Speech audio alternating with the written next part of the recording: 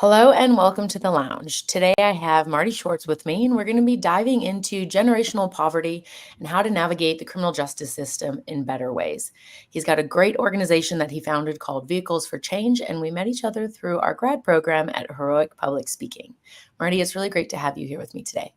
Sarah, it's wonderful to be here and always great to see you. Yeah, absolutely. I absolutely love what you're doing with Vehicles for Change. I remember when we were at Core together, we actually had lunch and we were talking about it. Can you tell everyone who's joining us today a little bit more about your organization and why you started it, how you got here? Yeah.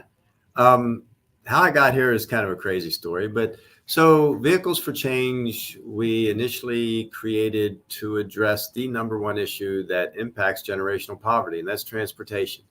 Mm. So, particularly in the United States, I mean, we are a car-oriented society. And Yeah. so if you're a single mom and you're trying to navigate life with 2 to 3 children, you're living in poverty, uh, I mean, you can't get to a job. So how do you navigate? What do you do? How do you take care of your kids? How do you get out of generational poverty? And so we take donated cars and we repair them, but then we provide those to low income families. So we sell it to them. So our program is not a hand out, it's a hand up. We sell the car for $950. They get a 12-month loan. So they establish credit while they pay for their car, which most of us know is vitally important to survive in today's society. Yeah. And they get a 6-month, 6,000-mile warranty. So we make sure that the car stays on the road while they're getting back on their feet. So, it's that transportation, and it's not just about getting a job. It's about taking care of your kids. It's about being Mm. there for your family. Most of our families, when they get a car, prior to that, if they have a job, they're traveling 90 to 120 minutes each way on a Wow. bus to get to a job that pays a minimum wage.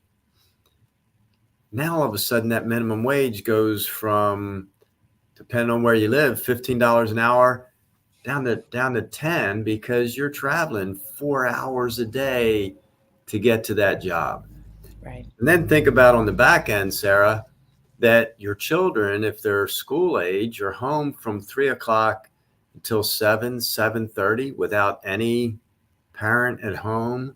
Um, Mm. in some of these really, really tough neighborhoods that we have in the United States, certainly here in Baltimore. And so it is literally transformational for a family to get a car. They can now get to a grocery store. Think about having to go to a grocery store on a bus with two small children. And now you have to carry all these bags home and you're trying to watch your kids and I mean, it Yeah. really is when I meet some of our moms, and we did a thing years ago, and I'm getting off topic a little bit because I get crazy when I talk about this stuff. Sorry.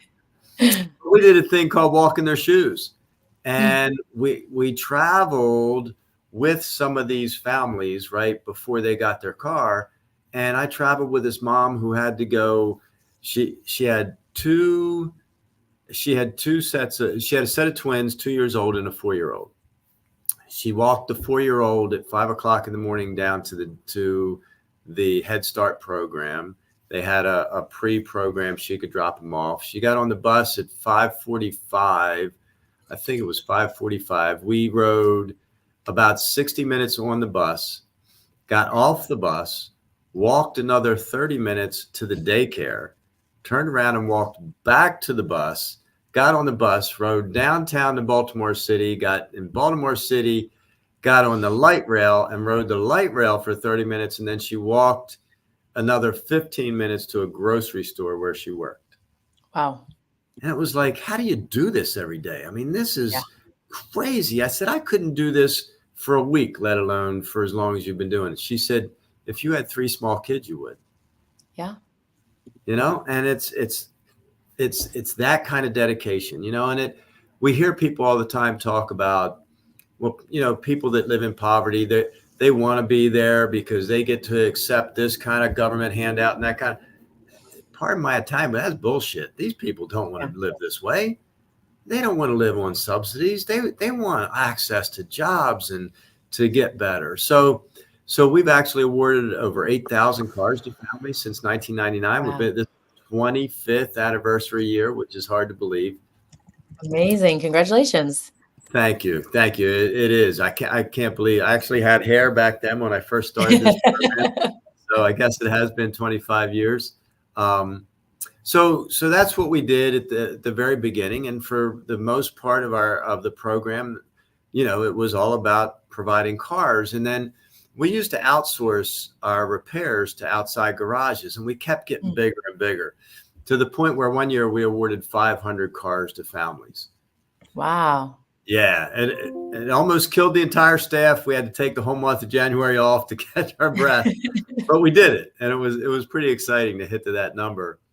But what happened was a lot of our garages started pushing back and saying, Marty, we can't get all these cars fixed for you. We don't have enough mechanics. And then it was, why don't you train mechanics and we'll hire them and then we'll fix your cars. And it was like, wow, this sounds like another opportunity for us, right? So we started to really look into that and put together a program. And as we started to kind of put the program together, we discovered that in the Maryland prison system, they have an automotive training program. But it was an okay program. And when people were getting out, they weren't getting any assistance in getting a job. Obviously, they had a criminal background. They had no job experience. So as we designed our program, we designed it around working with individuals coming out of incarceration.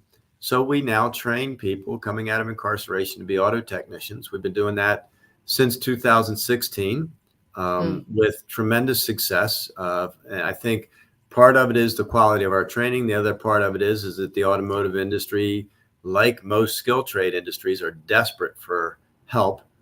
And so we're in a field where we can get people trained. So that program, we've trained over 250 individuals now. I think the real testament to the success of the program is that our recidivism rate is less than 1.5%. Wow. And so that's that word, just for people who may not know, that means the reincarceration, right? So they're not going back; they're staying out and changing their lives. Is that correct? Correct. Yes. Yeah. And depending on what you read and who you read about, the recidivism rate nationally for folks over a 5 to 10 year period is somewhere north of 80%. Wow. 80% of the people that commit a crime, that once they're released, go back, typically within 5 to 10 years. And a lot of it has to do with because they can't get a job. I mean, in our country, you get out of prison and the rest of your life, you walk around with this tattoo on your forehead that says, I'm a convicted felon. Right. And nobody will help them. And it's again, like a scarlet letter, right? That they have to bear and be shamed for. And that's the second piece of generational poverty. We want to talk about generational poverty. Well, if a family doesn't have a car, how are they going to get to a decent job? Because the jobs aren't in the neighborhoods that they live in, right? I always tell people when I do presentations, I can go down to one of the most impoverished neighborhoods in Baltimore and give everybody a PhD. Guess what? They're still not going to work. They can't get there. And their kids aren't going to work. And their kids aren't going to work. And we're not going to change the neighborhoods. We're not going to change the poverty stream. And then you throw on top of that, hey, I've got to find a way to make a living. And if I'm going to do that, chances are pretty good that it's probably not legal. And I forget exactly the number, but I want to say that it's somewhere between 50 and 70% that the children of an incarcerated parent have a 50 to 75% higher chance of going to prison than children without. So you talk about the generational poverty and the poverty to prison pipeline. It's just never ending. It's just never ending. And until we take some responsibility to make the changes and find employers that are hire people with a criminal background, we're not going to change it. Yes. And that's really powerful because, you at the beginning designed your program in order to be able to help. And, I mean, what a huge percentage drop from over 80% to less than 1.5. And that's life-changing for people and for the whole family and the generations that come after, as you mentioned. Absolutely. Absolutely. Yeah. And we see that the guys and women, we have about 10% women that go through our training program. And by the way, the auto business is desperate for women to come into the program. They love having women. You guys are way more particular about how you do things. You can multitask. You fine tune on the details and you make sure things are done right. Where we're like, just get it done. Let's keep moving, right? Let's do production and get it done. So it makes a big difference. But so about 10% of our graduates are females. But the beauty of it is when they come back, they talk about that they've gotten back with their children. They've gotten back with their baby's mother. They're buying a house. I can remember a couple of them came back and they were so excited. And you'll like this. They had a dog. They had never had a pet before. And so they now have a dog and they were so excited to have I a love it. dog. It was very cool. And so to see that progress from somebody who, started getting involved in the criminal justice system at 12, 13, 14 years old. And it's not because they wanted to, it's because they didn't have a choice. And, a lot of times, that you grow up in these neighborhoods and you have these tough gangs and they're recruiting you and they're the ones that are there for you supposedly when you need food and when you need money. And, the next thing you know, you're walking around with a gun, right? And you're 14 and you're 15 years old. And now you're getting involved with the criminal justice system. And once you're involved with it, boy, I'll tell you, getting out is really, really difficult. I mean, so to be able to work with these individuals and provide that opportunity for them is like you said, it's life-changing. It's life-changing for them. It's life-changing for those of us who work here. Yeah, absolutely. I mean, I have goosebumps as you're speaking, to be able to hear these stories of people coming back like, oh, I got a dog, or like I'm able to see my children, or maybe that, they were estranged and now they have a relationship. And that's really powerful, being able to have agency and be able to make different decisions, right, step by step. And I love that your program also helps them establish credit rather than, okay, here's a car for an amount that you can, afford with your current job. It's let's help you get, even further up the ladder, right? Right. So as you said, it's a step up, it's a hand up, not a hand out. And I Yeah. think that's really powerful because, there's a lot of shame too around handouts, right? And so allowing people to work towards something and feel like I deserve this, I earned this, I made this happen. That's really, really powerful. Yeah, it really makes a world of difference. And like you said, being able to establish credit. So we guarantee the loan. So they pay $950 for their car. They also get a discounted AAA membership and Vehicles for Change guarantees every loan, no matter what your credit is, no matter what your background is. We make sure that you can get that loan through a local bank. We also allow them to bring their car back so we have 4 locations in the state of Maryland now. And they can bring their car back to our location as long as they own the car and get a substantial discount for repairs. So, we kind of tell them that once they become a member of the Vehicles for Change family, they're kind of stuck with us, at least for as long as they own the car. And then, of course, our graduates, they're stuck with us forever. And, we talk a lot and I do a lot of speaking on reducing recidivism. And it really isn't that difficult. You have to provide the full wraparound program that allows people to be successful, right? So when they come into our training program, they first sit down in the very first week that they're here, and we have them complete what's called a personal improvement plan.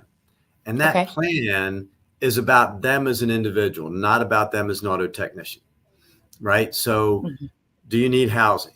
Do you need transportation?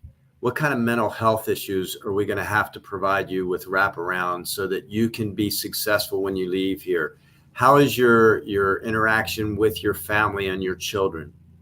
How do we work with that? What are your fears about coming into society and then leaving here and going to work? And how do we work with you around those kinds of things? What is your background Mm, ability in financial literacy? How do we make sure that when you get a job, that you're able to pay your bills and you're saving money and you set up a bank account and all those kinds of things, right? mhm. And we have a very small group. So we have 3 training locations in Maryland. 2 of them, we train cohorts of 10 at a time. Okay. So my case manager is 1 to 10. A Okay. lot of programs that do this, they have a case manager of like 1 to 50. Yeah. It So makes a big difference from a learning perspective and from an engagement perspective. Absolutely. yeah. And they feel like they can open up to our folks, right? Because they Mm, get to know them. They're here 8 hours a day, 40 hours a week. So we make sure that we get that interaction with them. And so that they can feel comfortable saying, hey, you know what? Judy, I'm having trouble at home. I don't know how to deal with my kids. I yeah. get angry easy, and they're okay saying those kinds of things to our folks where, if you're in a 1 to 50 situation, you may not even get to know that person very well. Right. um, so we hear a lot about our folks, and they talk about the program. It's like it's the family they never had. Yeah. um, That's really powerful. And so how do are you are I know Vehicles for Change started obviously in Maryland where you're based, but where else do you have this program? Yeah. So, at one point, our goal really was about 4 years ago, the board and I sat down and we said, this is a program that's needed everywhere across the country. There's a vast need for technicians. Unfortunately, there's poverty and it's gotten worse as the rich get richer and those who do not have, struggle even more. Um, we looked at how do we expand our program. And so to train somebody in our training program, it cost us $16,000 to $18,000 per person. Really tough to sustain that program. And the car award program is even more difficult because you have to be able to get cars. And we've actually seen since we've come out of COVID that our car donations have dropped by 60%. So Mm, pre-COVID, we were getting 200 cars a month donated. Um, okay. and today we get 70. Wow. So our That's car abysmal. donations have dropped. So we sat down and we said, what do we do? How do we get this program out there so that financially it works? So what we've done is we've devised a virtual reality auto mechanic training. Mm, So we put a headset on, an Oculus headset, a handheld device, and we can train you now to be an entry-level technician. So how to do an oil change, how to use a tire balancer and tire changer, how to do a set of brakes, right? All virtually. And we're now wow. putting this in prisons, in departments of juvenile services, in workforce development programs, and community colleges all over the country. So That's we're beautiful. now, yeah, it's very exciting. And again, in talking about that recidivism, we want to make sure that when we put a program somewhere that they're either providing those wraparound services that we think are so vital, or we bring in virtual wraparound services. So there are some companies out there that are doing some pretty cool virtual stuff to provide those services, so that obviously not as good Mhm. as the hands-on and the face-to-face type stuff. Right. But how do we get this out there and get it out in a big way? They're saying that in the next 3 to 5 years, there's going to be somewhere between 300 and 500,000 openings for auto technicians. I mean, these are jobs that pay up to Wow. $150,000 a year. Yeah. How many jobs did you say? And 50, 300 to 500,000. 300. Okay. In the next Next 3 to 5 years. okay, I mean, they're amazing. saying right now there's 100,000 openings. I know in Maryland, just for an entry level tech, there's somewhere around 3,700 to 5,000 openings right now that there's nobody to fill. Right. Along those same lines, I did a presentation or do a presentation on recidivism and reducing recidivism. That's not easy for me to say. It's a hard Yeah. word. Yeah. to workforce groups. And I started with, according to the Department of Labor, in 2024, there was going to be 750,000 job openings in the skilled trades that'll go unfilled because there's nobody out there to fill them. Yeah. And according to the Department of Justice, 600 to 650,000 individuals will be released from prison this year. Look, I'm not a smart guy. I did teach math in high school for a little while, and my Yeah. math tells me that there's an answer there somewhere. Yeah, absolutely. And a solution to prevent the recidivism Absolutely. from being at a really high rate and rehabilitating people and bringing it back to community, right? I think Yeah. that this is a obviously the math. I'm not a mathematician either, but it's very clear to me that there's a Right. solution here. Especially because the skilled jobs, the kind of technical trades, a lot of people, they don't go for them, right? Because everybody wants to be a doctor, a lawyer, or Right. something that is intellectual or, not this kind of maybe looked at as a lesser job. But man, a lot of these skilled trades, you can make very good money and have a very good lifestyle. And guess what? You're not on call. You're not doing 80-hour work weeks because you can work from anywhere with a laptop. Like there's some real Yeah. cons to desk work, Oh, and the other piece of that is look, my guys that are here in my training program right now, that we've got a group that's graduating in 3 weeks. And so they've been here for 9, and Okay. a bunch of them do side jobs every weekend. They're making $200-300 every weekend. Yeah. And by the way, that's money cash that goes in your pocket. Right. Yes. And Right. so that's also very powerful, right? And I mean, I know many people who, make anywhere from 60 to 100K a year who could benefit from an extra $200 to $300 in their There you pocket, right? go. Yeah. And just, but then it's like looking at lifestyle too. And so, giving this avenue, this vehicle for change, literally, that's what you're doing. Yeah. And this dual pronged approach, it gives ideas for solutions. And so what is your thought process on, obviously you want vehicles for change to expand and not just the VR aspect, but the hands-on. And so do you have any plans for that aspect to grow and expand into new areas and locations? Or do you have, for example, SOPs and training if somebody else wanted to say, hey, in my area, we want to do this. How do we partner with you and get vehicles for change here? Yeah, so we a little bit of all of those. Right now, we're actually working with Constellation Energy Okay. to expand our automotive training, or the car award program. Right. So, transportation is still the number one barrier to employment for families living in poverty. It hasn't changed. I always kid that maybe we haven't done a very good job because it was the number one barrier in '99 when we started, and it's still the number one barrier. So it's like, well, did we really, but we're not going to award enough cars. There's just not enough cars. But the answer is ultimately the best way to alleviate it is through car ownership. And so Constellation Energy came to us, and they were trying to get more people from disadvantaged communities employed in some of their plants. And the problem is their plants are not in the city, they're outside the city. And so as they started looking at this and trying to devise this program, I get a call from Constellation Energy and said, hey, can we talk? Because we can't get any of these people to work. And so we're working with them. We're going to do a pilot in Chicago starting next year. And then they have several other sites that we're looking at if this pilot goes well. We're looking at, as we look at expanding the virtual reality, some locations are saying, hey, we would like you to do a whole brick and mortar program here. Okay.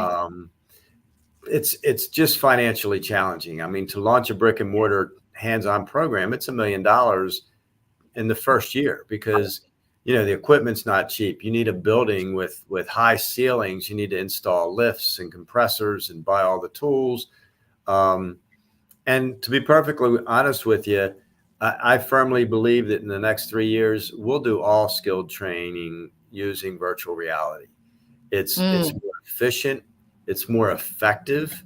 mm, You think about, your own education, right? You're sitting in a classroom, right.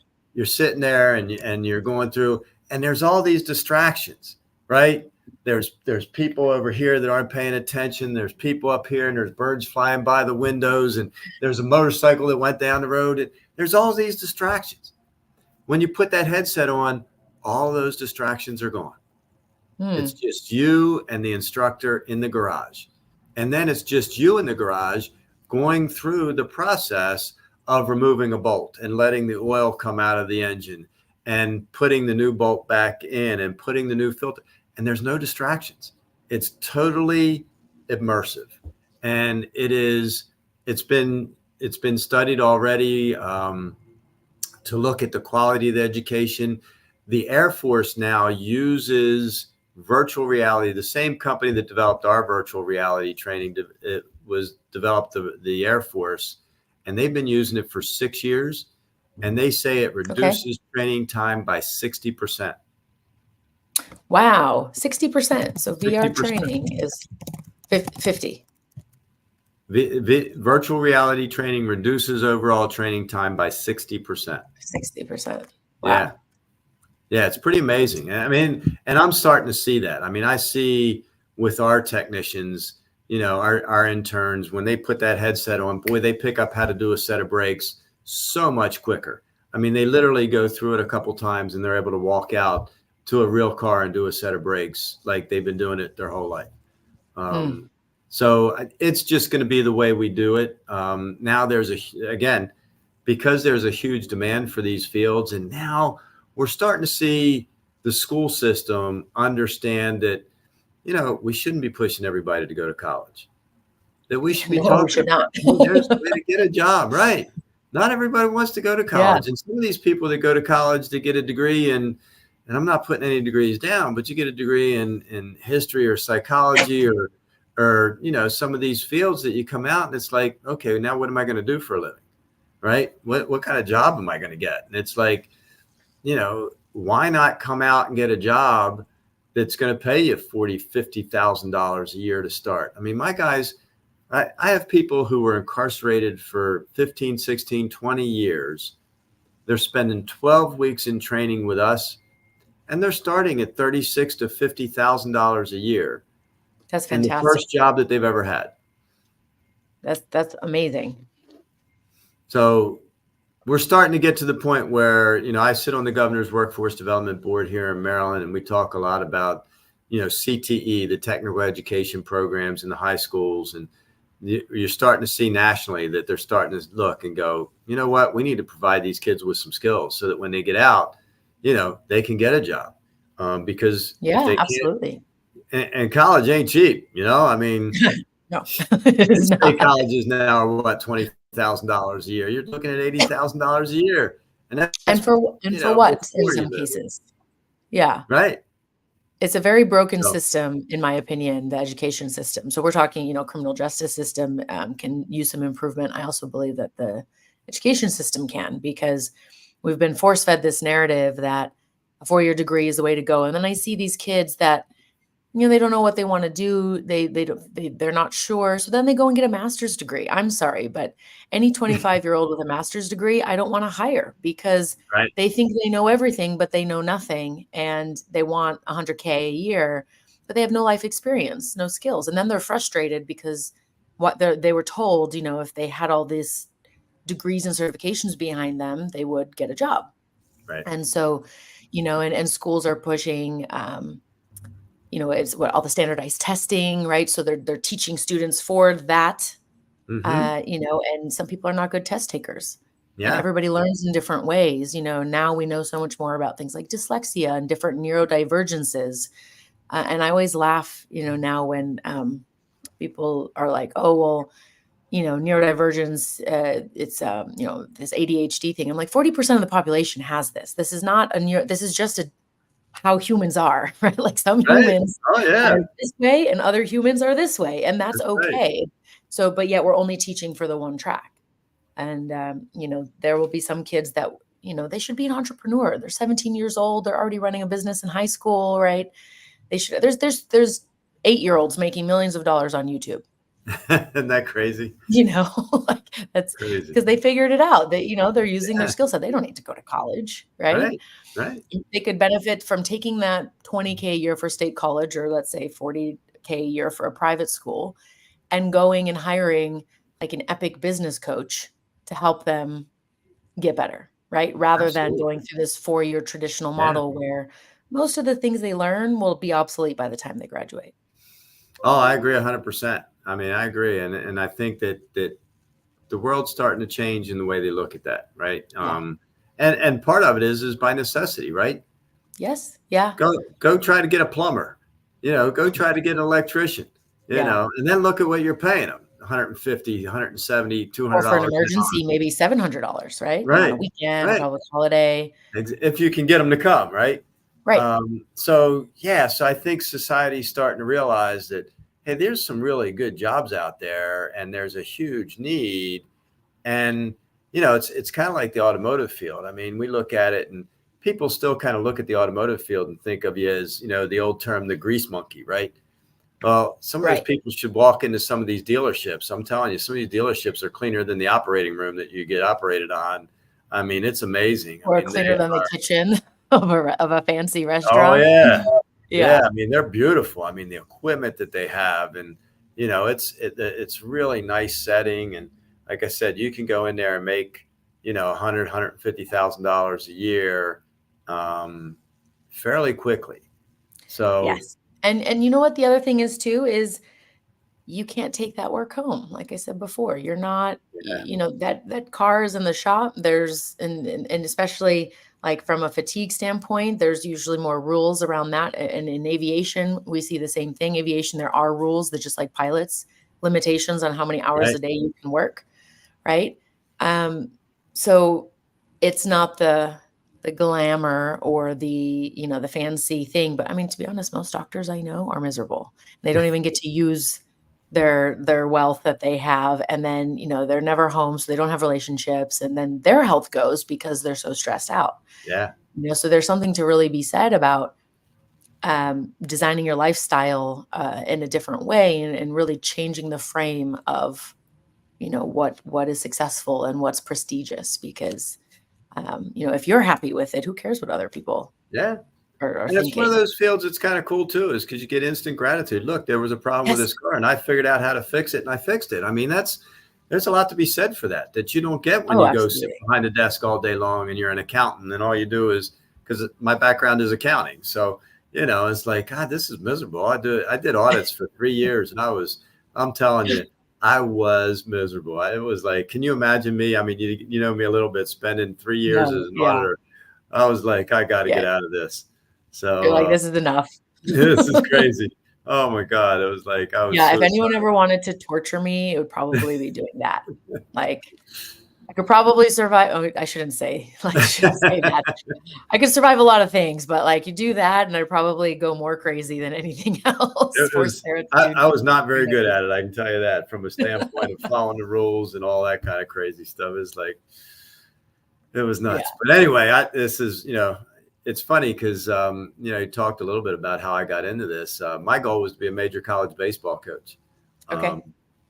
I left the auditing world and took a job at a private high school as their accountant. And when they hired me, I said, I'll take the job on one account. And they said, what's that? I said, I coach the baseball team. And they said, well, as a matter of fact, we need a baseball coach, so you're hired. Okay. And so I coached high school baseball for 3 years. And the community college nearby was looking for somebody. And I also, as I was at the private school, at the high school, I started a development office and alumni association because I knew how much money we were short, and started a couple social enterprises. During the time I was there, I got my master's in information systems design and business. So I started some small businesses within the high school, what we call social enterprises today. Back then it was like, God, we've got to figure out how to get more money in here. And so, so I started a adult computer education class that we charged folks to come to. the local community college invited me to take a job there to raise money for athletics and to coach baseball. So I went there, and it was great. And I coached baseball there for 6 years, and I thought, okay, this is right where I want to be. This is awesome. And some things in my personal life changed. University of Maryland, Baltimore County, which was just going Division I in 1990, was looking for an associate athletic director for development. So, and I knew a bunch of people over there, and they came over and said, hey, we'd like you to come over and take this position. But there's one downside. The position's full-time, and you can't coach baseball anymore because you're not going to have time to coach. I went, oh, man, okay. So I decided to make that move. Like I said, some other things in my life had changed. It was going to be more difficult for me to get to that field. Gave that up in 1990. I was at UMBC from 1990 to 96. Tremendous opportunities. It was just a great time. And I left there in 96 and started my own business, which was an athletic recruiting service to get high school athletes recruited by college coaches. Cool. It was all internet based.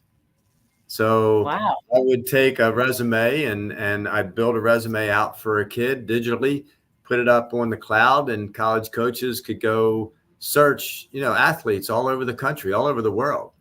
Unfortunately, you went in and talked to college coaches and you said internet, and they went, what the hell's the internet? You mean these players are out here? I don't go see them live, and I don't. And it was like, 96, not too many people knew what the hell the internet was. Right. And college coaches were probably one of the last groups of people to start using it. And so, 2 years later, it was kind of dying out, and I was trying to figure out what the next stage of my life was going to be. And literally, I ran into some folks that were trying to figure out how to get cars in the hands of low-income families. It was not my idea. We sat down, had a conversation. The fact that I had a background in accounting and business and development and grant writing, something that probably there weren't a lot of people running around that had that kind of a background and were dumb enough to take this job. Sarah, they literally, in the interview, they said, will you wait outside for a few minutes? I said, sure. And they came out and offered me the job. I think what they said was no other idiot applied for this job. I had a $30,000 grant. That was it to get this program off the ground. Now, to start my other business, right, in 1996, I raised $650,000 in 96 to get that business off the ground. And now I was going to start running this thing with $30,000. And it's like, this is the craziest, dumbest thing I've ever done in my life, right? But, 25 years later, and I tell people, whatever you believe is a higher power, whether it's God or whatever, this is what I was supposed to be doing in life. This is everything I've done in my life led me to this. Yeah. So it's kind of stuff. I really think, I saw something the other day. I don't know if you know the name Corey Muscara. He's like a philosopher, and I believe he was a monk for a while, and now he uses all these like mindfulness teachings to help executives and things like that. Yeah. And he was one of the things that he was kind of sharing in a roundup of some of his favorite things was that, you don't go find a purpose. It finds you when you show up. And I think that's really poignant and powerful because, when we just decide to show up and be ourselves authentically and truly and do things to the best of our ability, like that gets noticed. And then these opportunities find you. And, it might, like you said, it's something on a left field that you didn't necessarily plan for. You wouldn't have thought of it on your own. It wasn't even your idea. And then here you are 25 years later, and it's this amazing thing, and it's continuing to grow and impact so many lives. And, I think that's what being really present with your life and your circumstances allows you to do. Yeah, I agree 100%. Notice it. Yeah. I mean, the funny thing is I have no automotive background whatsoever. I don't know a thing about cars. Yeah. But Yeah. and no background in working with individuals who were incarcerated or no incarceration. It just sometimes amazes me that this is what I do for a living. I mean, I've been incredibly blessed, I can tell you. Yeah, it's awesome to, and obviously what I talk about a lot is slowing down. And why do I talk about that? Well, I need that medicine too, and it's, you find yourself in a space that is very rewarding and fulfilling. But if you had gone out trying to find that, you probably wouldn't have found it, because you would have Right. been going from like the idea in your mind that, oh, I need to follow this path. Like, I need to get a Yeah. degree. I need to go to Yeah. school. I need to, whatever the story is that you have. And very often we get there and we go, oh, like accounting, this is not it. Like, get me out of here. And Right. so, you pivot and you find other things. But when you pay attention to those things and you actually have the courage to make the change, you do it in small chunks. You don't have to do like this big, like throw up all the papers, I quit, and then go, oh shit, what do I do now? But you just say yes to those opportunities that might seem wild and crazy, and then just see where it takes you, knowing that you have a Absolutely. skill set to do something else if that doesn't work. Yeah. And I think part of it is just being open, right? Just being Yeah. willing to kind of leave your mind and your heart open to what comes along. Yeah. And things will come along that aren't good, right? And some of it is Right. being able to decipher between those. But I think part of it is just you got to be open. You don't want to be closed minded ever. And just be open to what the world offers you. Yeah. And I think, sometimes the side quests of things that are not in alignment. I heard that term recently from an ADHD person. They're like, we love a good side quest. And I was like, oh, me too. When I was doing my MBA part-time while working, if I didn't want to do my schoolwork, all of a sudden I was very efficient at work, or my house was super clean, and vice versa. I mean, I had the same thing in grad. We were all talking about that, right? Like, is anyone else finding that they're like, really, all of a sudden all these other things are getting done? It's like, yeah. But those side quests are important too, to figure out, like, okay, that thing that I thought is not exactly like the mirror, the reality, like mirage goes away, and because you peek behind the curtains and you go, oh, okay, well, that's not the thing. So let me Right. redirect my energy and focus, rather than like going down so far down the track that there's a lot to undo. Or, people are like, oh man, I've done this for 5 years, I should just keep going. The most successful entrepreneurs in the world, the most successful people we read about in the newspapers, like Warren Buffett and all these other people, they've done multiple things over their lives, Yeah. and changed. And it's almost like every decade has a different flavor or intention or nuance. And a lot of that also has to do with the fact that the world changes, right? It wasn't that long Well, ago that absolutely. we didn't have, I mean, these things you're talking to, people in 96 didn't know what, the internet was. Before 2001, nobody had an iPhone. And Oh yeah. now it's like, Oh yeah. little kids are like, "What do you mean there was no iPhone?" You know? I said, It's interesting along those lines. I used to have a 72 VW convertible. And I remember my daughter, who's now 27. So this would have been 10 years ago. She and one of her friends got in the car, and I had put the top up because it had been raining, yeah. and it stopped raining. And of course, the car didn't have air conditioning, so it was getting pretty hot. And one little girl was sitting in the back seat. And I said, well, put the windows down. And she was like, where's the button? I said, there is no button. See that little handle? Spin it around in a circle. She's like, oh man, this is really cool. Yeah, it's funny. I mean, it's interesting how things like that, it's all a cycle, right? I mean, Polaroids are back in fashion. People are loving Yes. the Polaroids.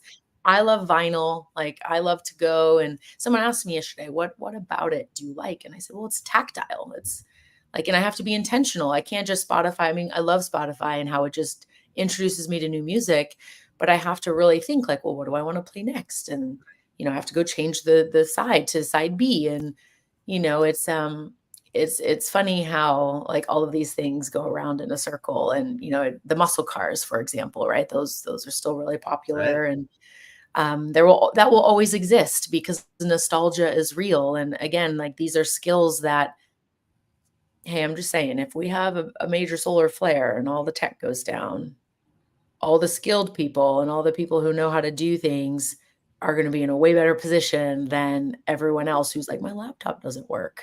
Hey, us My old app folks is will rule the broken. world, baby. Yeah, exactly. All the Right. tech Why do you goes think I out. like to do these like survival training things? That's right. Those of us who are over 60, we're going to own the world.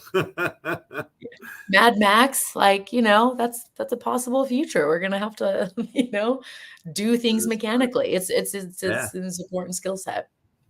Um, yeah, Yeah. amazing. Kind Well, of gotten away from generational poverty a little bit, but we've we got to did, but kind you of know go what? down the lanes that we got to go. It's always fun. Yeah, this is what I do all the time on these podcasts, right? It's a conversation, so we follow the thread, Yeah. and that's also part of change and pivoting, and it very much ties into the generational poverty conversation, because it's not about being so singular focused on like the one aspect, and judging someone by that experience or that quality. I mean, Yeah. we have all done stupid shit in our lives, right? Like, every human, as part of Right. growing up, as part of learning, we have done some things that we look back on and we're like, oh, that wasn't great. And some people, unfortunately, were, in situations that by necessity or whatever, and then they experience, they go to jail, they go to juvie, and they're now in this system Right. that keeps them on that track. But we can also grow and change, and we can evolve. And so giving Yeah. people that opportunity, and the system for success rather than a system for failure, right, is really powerful. And I think what people can take away from this conversation is, how can we do that in our own communities? How can we do that in our own lives, right? Maybe there's a family member that has, continuously disappointed or not shown up, but all of a sudden they're making an effort. Can you not label them with your past experience and give them an opportunity to rise up, Absolutely. have the Yeah. We're hand up really good at making rather labels. than, Yeah. We're really yeah. good at labeling people and then keeping them in those cages or whatever. I hate to use cages since we're talking about people incarcerated, but and putting people in those boxes and saying, this is what you are, this is what you are. Yeah. You're not gonna change. Um, we all change every day. I mean, but we change, but we never lose. Right, the things that have impacted it over, for me, the last 68 years, we don't lose that. Right, we're carrying that with us forever.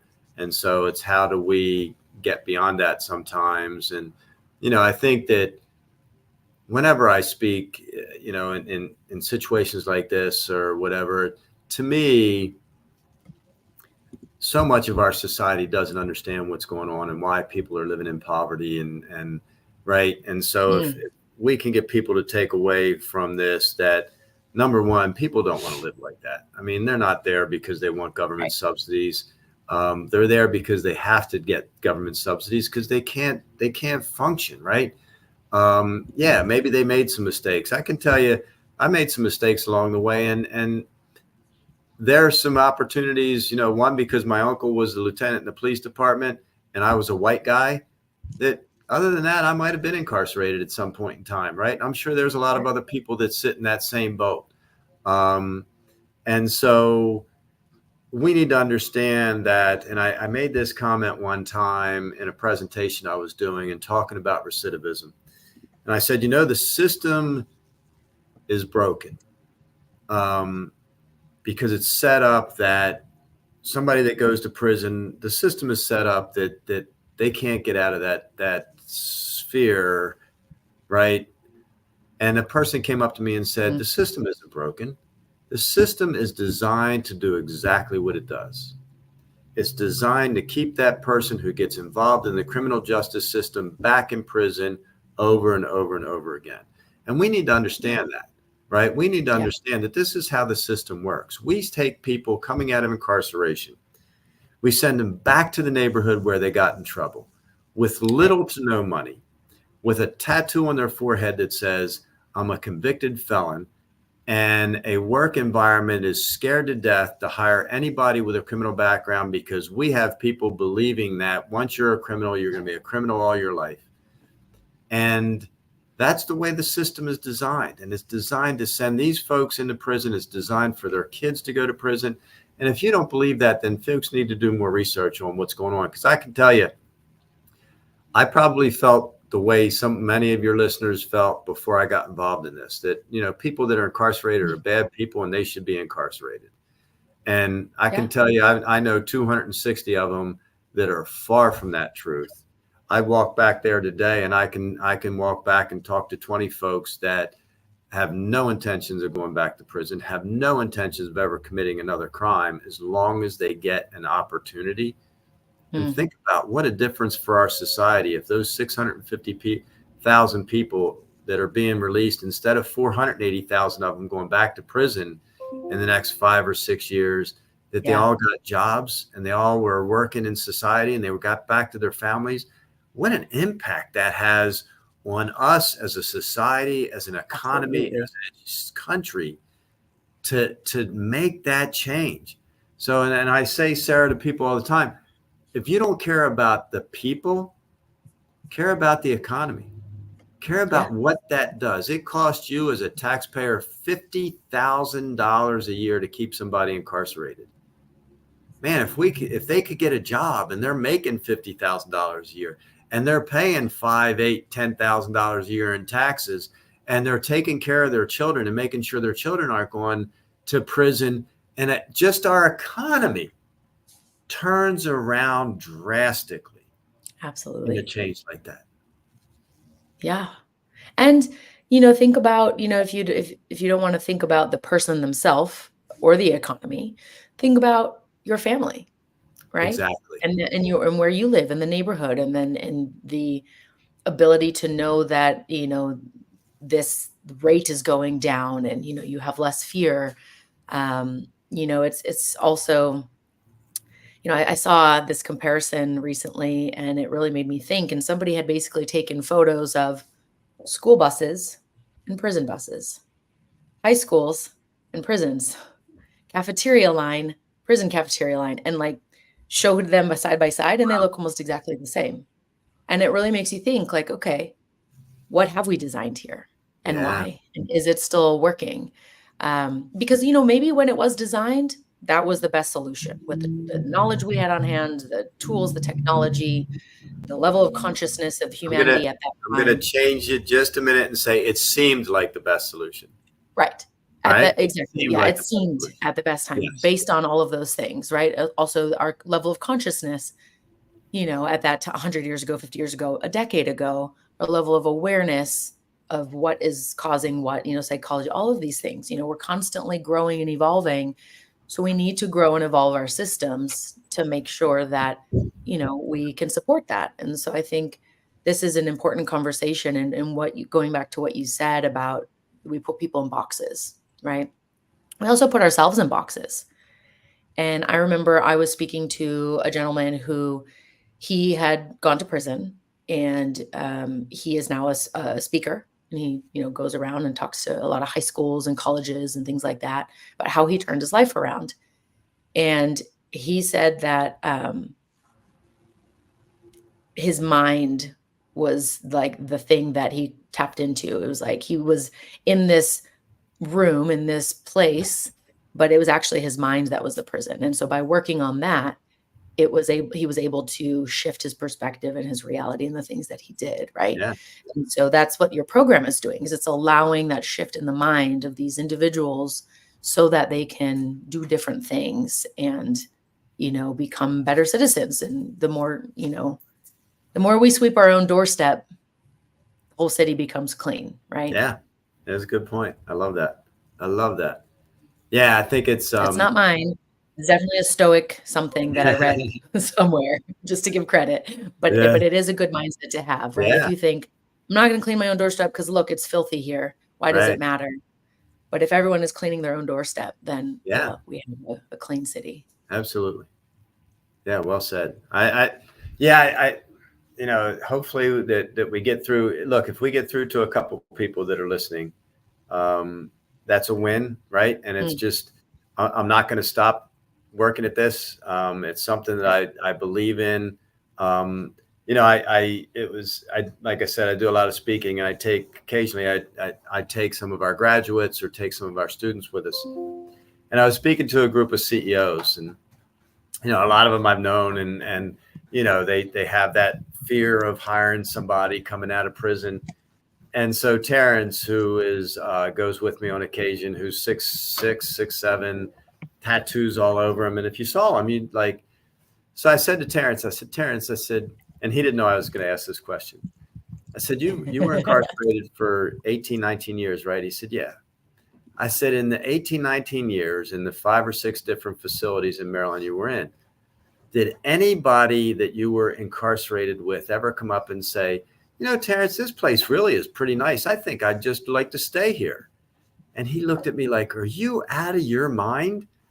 And of course, then I started laughing, and he like that, because the audience like stepped back, and he's like, nobody wants to go back there. And I do that now with our folks that I'm training, and I'll ask them. I said, how many of you guys had such a good time while you were incarcerated that you'd like to go back?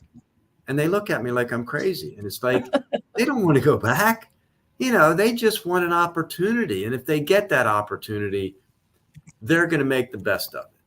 Are they going to have a setback? Yeah, but we're all going to have setbacks. How many times have you gone to work and just you didn't really feel like working that day, or you had a bad day, or the kids were in a bad mood when you left, or whatever, the baby threw up all over the place, and now you're going to work and you're pissed off and you yell and scream.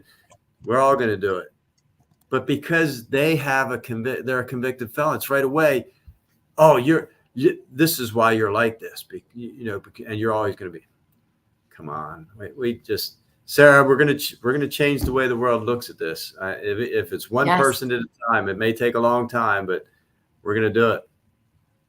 Awesome. Well, I'm here to support it, and I agree. And it's it's that domino effect. You change the way that one person can look at it and feel about it, and then that that ripple effect, right? We and sometimes we don't know. Sometimes we don't know the impact that we're having. Yeah.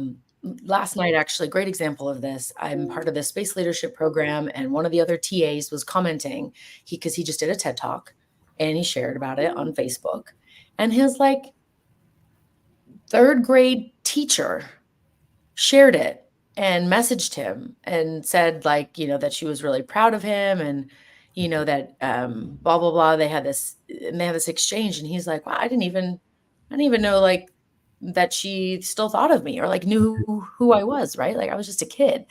And yet here he is getting this, and she's showed her students, and so you never know the impact that you're having, and a lot of times you won't know, right? You don't always get the feedback. People don't always reply to something or comment if you're on social media sharing about something, but that doesn't mean it's not making an impact. Yeah. And so absolutely. I think that your approach of that just, it doesn't matter. This is important, and I know it's important, and so therefore I'm going to do it. And that is really something that if we all adhered to that and we all really took a stand for what we believed was important, we can really make great change. We can affect great change. Agreed. All right. So besides taking a stand for this, what would you say your superpower is? Oh man, I saw those questions. For me, I hope that it's getting the best out of people. I spent 40 years as a coach and coached some very high level athletes, some that 1 or 2 that made it in the major leagues, several young ladies that were tour-time winners in college. And I think it's getting the best out of people. And I think I do that because by kind of empowering them, right, and getting them to believe in themselves, and getting them to believe that they have the ability to do anything that they put their mind to and work for. So I think that's my superpower. I hope. I don't really, I don't think of myself as having a superpower. Just more so, just something that I think I do well, and hope that I continue to do. I love that. Yeah, and It's really important. It's very valuable to have mentors like yourself, and especially in a young person's life that is not a parent, right? Because teenagers Yeah. are idiots and they don't listen to parents. No, they don't. Um, and neither do young adults or adults. Like that's just part of, being human, I suppose. But having someone who can really be that grounding force, and help guide them and give perspective and be a safe space. Maybe they don't have a safe space at home, right? Yeah. So that's really, really powerful. And that can certainly impact and influence. And again, what a contribution to society. So thank you for doing that and all of that you do with your superpowers. Thank you. So That's right. my next question is around board of directors. As you Okay. make decisions in your life, companies have a board of directors, right? Advisors, people that then kind of, will talk and discuss amongst different perspectives to reach a consensus and then a decision is made. But in your personal life, the concept is, who are those people that you might go to, whether they're real or not, like them, they're just maybe a figure, like let's say Oprah's on your board of directors, but you've never met her. Do you have certain people that are, or maybe this is a person from the past. Do you have people that you regularly connect with in person or over the phone, or maybe you adopt their mindset and go, hey, what do I think this person would do, and use that to help make any of your decisions? I'd love to Yeah. know more about Marty's personal board. Well, as a nonprofit, I have a board of directors, Yes. and a lot of them are also my personal board. You know, they've got some of them. One gentleman has been on the board for 25 years. Actually, he's been on the board for probably 18 years, but he actually was with the legal firm that set up the 501c3 for us. He's been involved in the program, and so I've been lucky, and I started thinking about this when I saw that question, and I made the comment that like everything I've done through my life has led me to what I'm doing today. Mm. And after being an auditor and actually having years of accounting experience was tremendous for what I do today. Having that business background and understanding the financial side of things. And then when I was coaching and teaching at the community college, the athletic director there, interestingly enough, was also an English professor. And he just kind of understood that everything had to have a solid foundation. And he was very good at keeping me grounded, which is not an easy thing to do. Um, I dream big and I go. And I go 100 miles an hour all the time. And it drives my team here crazy, but he was very good at helping me stay grounded. And then I went from there to the private high school. And the gentleman who was running the high school was a wonderful man who cared very much about the students, who cared very much about the school, but had absolutely zero business background. And eventually the school closed because of the lack of business background. And so I kind of gained an understanding of running a nonprofit. You have to you're running a business. You can't take the money home, but you've got a business to run. And if we don't make money, we're not going to be here next year or the year after that, or 25 Absolutely. years from now. Right. And so every stage of my life, I've had those folks around me that gave me a skill or gave me an insight that was so necessary when I got here.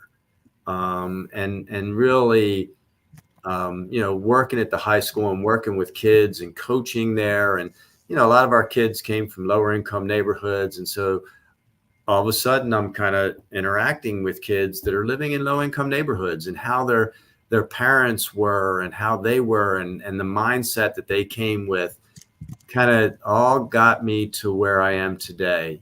And so when I say, one, that this is where I'm supposed to be, and two, that I'm blessed that I had all those experiences to get me here.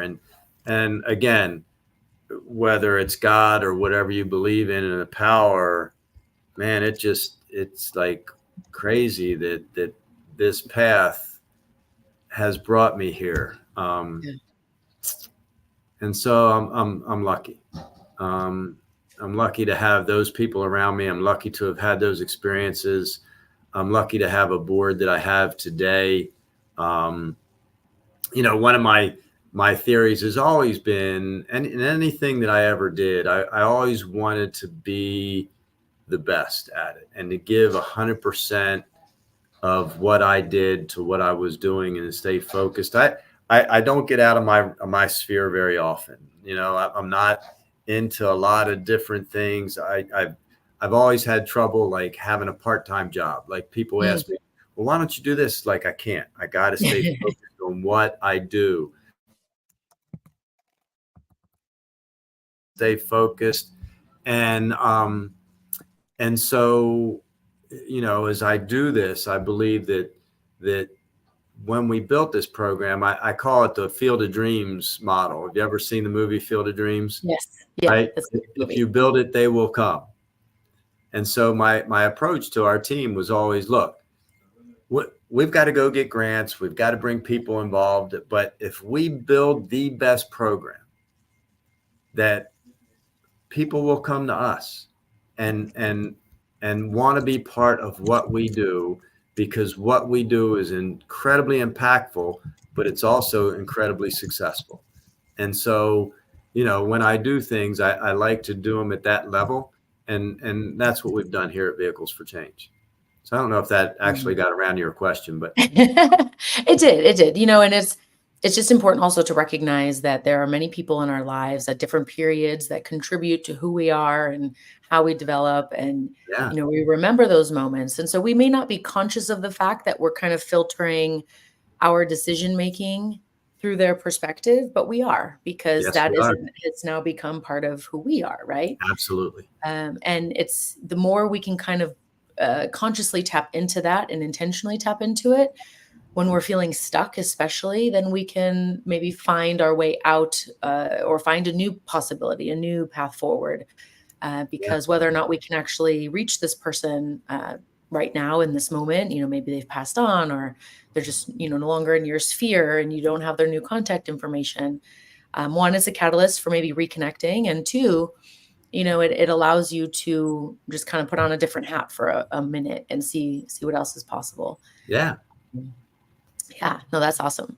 And I think also what you just highlighted there too, the fact that all of your experiences, the accounting, the coaching, like all of those things contribute to the success of where you are now.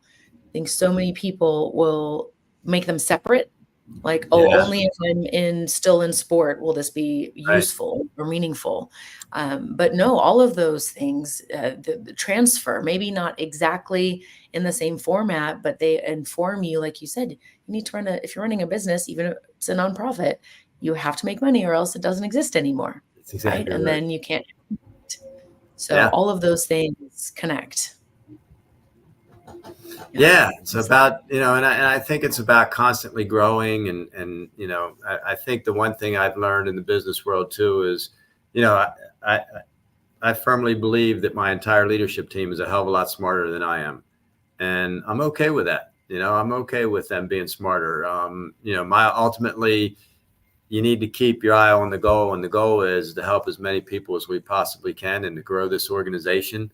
And if that's what we're doing, you got to check your ego at the door. I mean, we talked a little bit about egos earlier and before we came on the air or whatever. And, I think that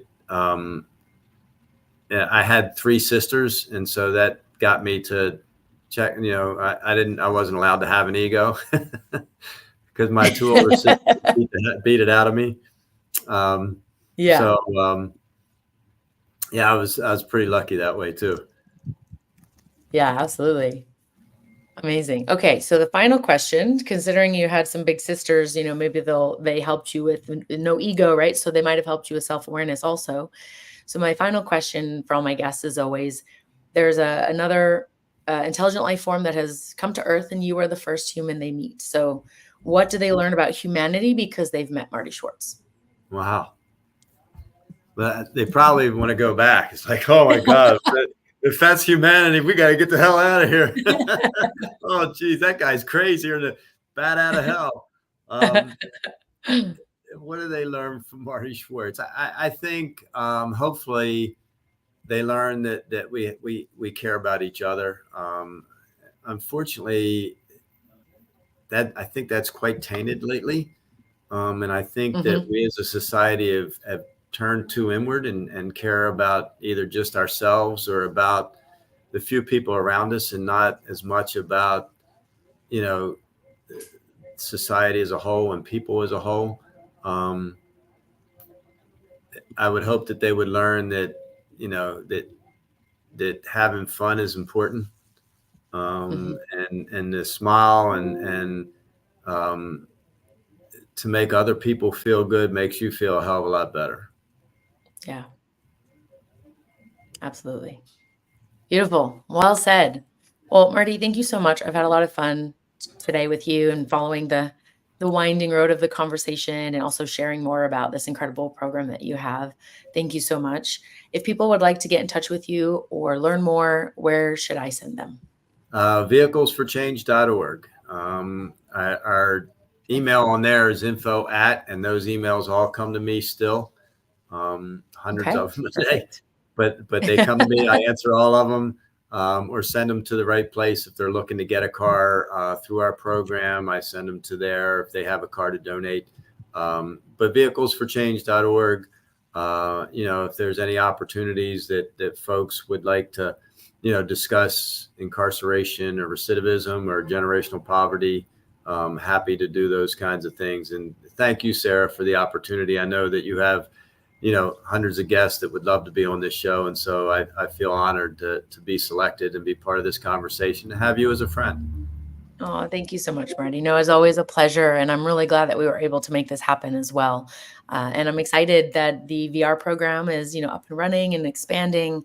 This is really cool to hear. And so I'm looking forward to when we can connect again, when you're, visiting your grandchildren in College Station, and, come over to Austin and we'll get together. I'm looking forward to it. Yeah, me too.